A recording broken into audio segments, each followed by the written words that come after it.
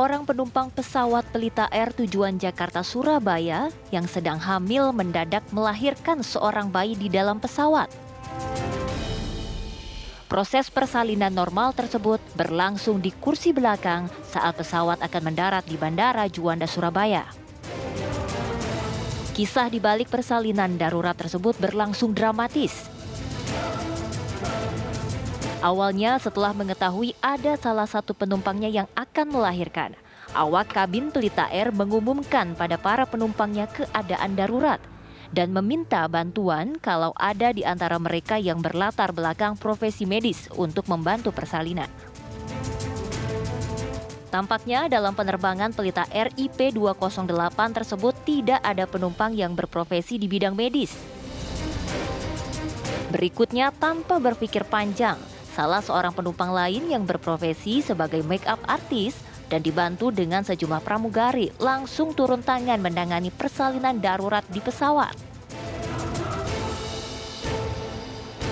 Beruntung, ibu dan bayinya lahir dengan selamat.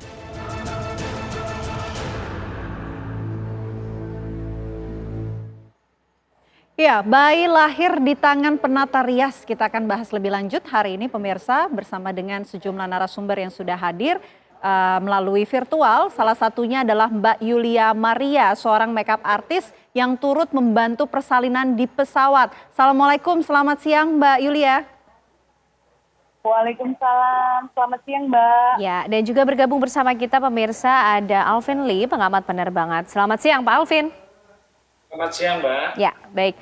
Mungkin kita ke Mbak Yulia dulu ya, karena kita pengen tahu sebenarnya pada saat itu ceritanya tuh kronologinya di pesawat seperti apa sih, Mbak?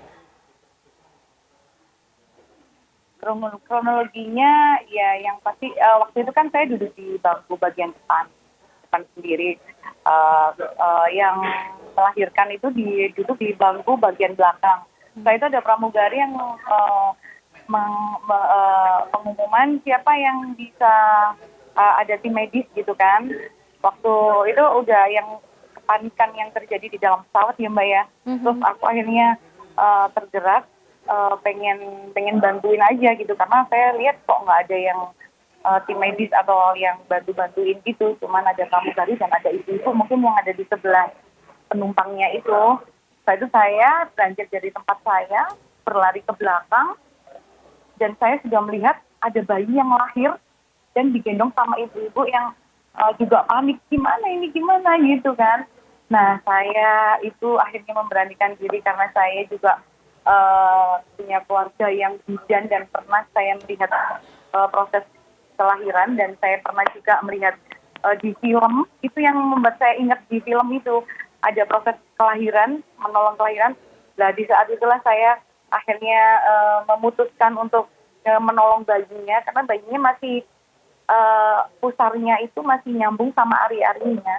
Jadi dengan saya berpikir saya harus potong dulu ini ari-arinya dengan peralatan yang ada di maskapainya itu kebetulan lengkap ya, di kotak P3K-nya ada gunting yang masih steril gitu.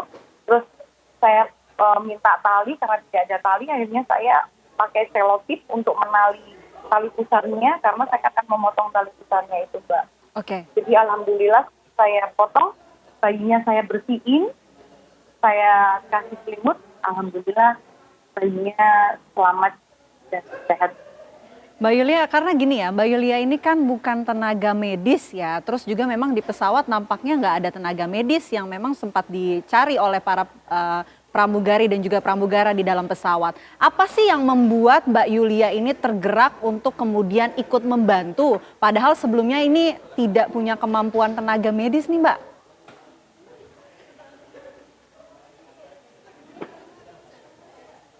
Halo.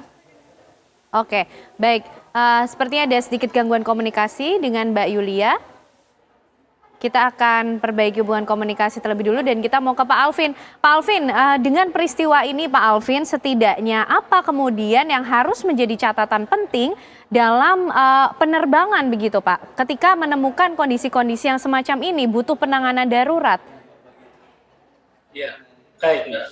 Kalau awak kabin itu semuanya sudah dibekali dengan pelatihan untuk menangani kondisi-kondisi darurat termasuk darurat medis, Ya. dan di dalam pesawat selalu disediakan perlengkapan bantuan medis darurat ya, yang basic-basic itu ada semua termasuk oksigen, tadi ada gunting dan sebagainya. Namun untuk penumpang hamil ini ada peraturannya dan ini berlaku tidak hanya di Indonesia. Perempuan hamil ini masuk kategori penumpang berkebutuhan khusus sehingga ada pelayanan-pelayanan yang khusus bagi perempuan hamil. Tapi juga ada persyaratannya. Nah, ketika check-in ini membutuhkan kejujuran dari penumpang sendiri karena untuk usia kehamilan di bawah 32 minggu dan tidak ada komplikasi itu sebetulnya memang tidak perlu ada izin dan sebagainya. Tapi apabila ada komplikasi atau kehamilan itu sudah lebih dari 32 minggu, itu wajib ada surat rekomendasi dari dokter. Apalagi kalau kehamilan sudah lebih dari 32 minggu, itu total dilarang terbang. Karena dikhawatirkan dengan kondisi kabin pesawat yang sudah tekanan udaranya itu juga tidak seperti di darat, kemudian juga perubahan pada fisik perempuan hamil itu juga dikhawatirkan bisa terjadi pendarahan dan lain-lain. Nah, masalahnya ketika check-in ini tidak semua penumpang yang hamil itu secara fisik kelihatan.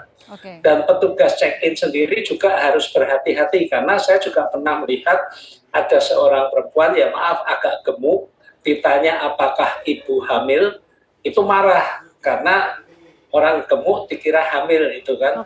Jadi ini serba sulit.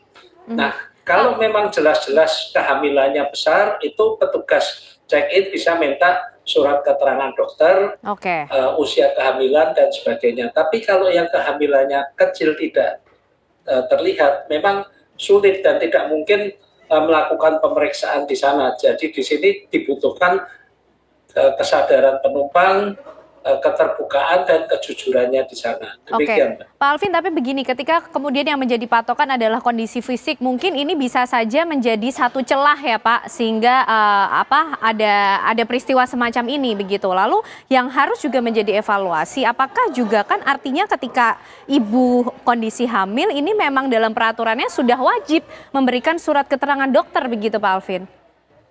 Benar, jadi peraturannya jelas, bahkan diatur dalam Permenhub PM 30 tahun 2021 di pasal 9 dan pasal 10 bahwa penumpang wajib memiliki surat rekomendasi dokter yang menyatakan diizinkan diangkut dengan pesawat udara.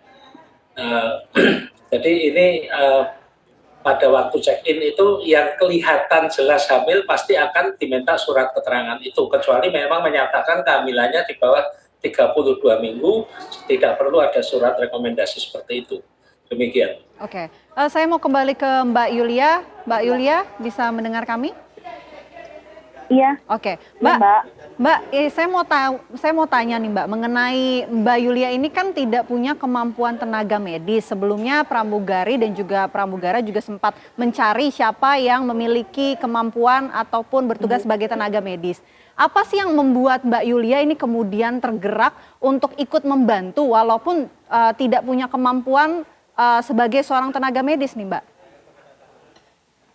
Saya ingat pesan bapak saya, kalau nanti kamu di jalan atau dimanapun kamu berada, kamu menemui kayak kecelakaan atau apa, coba kamu lihat takutnya itu saudara kamu atau gimana. Pertama itu sih Mbak, terus karena saya tahu itu melahirkan, karena saya pernah lihat tante saya itu menopang kelahiran dan saya juga pernah melihat sebuah film yang benar-benar adegannya itu menolong persalinan.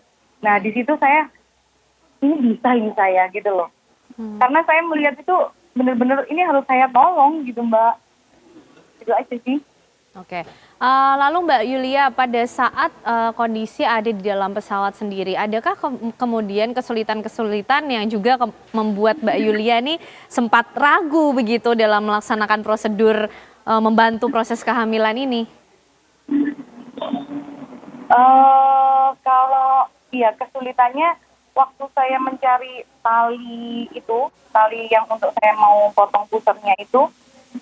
Jadi kalau nanti saya boleh saran untuk di kotak P3K-nya di pesawat ditambahin itu penjepitnya tali puser itu aja sih menurut saya ya. Jadi kalau seandainya terjadi seperti itu lagi, saat ada yang bisa menolong, kalau mencari sesuatu untuk melakukan tindakan seperti itu udah ada. Gitu. Oke. Jadi sebenarnya semua tersedia di pesawat itu. Seperti sarung tangan, terus gunting juga ada gitu Mbak. Waktu itu juga saya minta air hangat itu di bak kecil itu sudah ada juga gitu Mbak.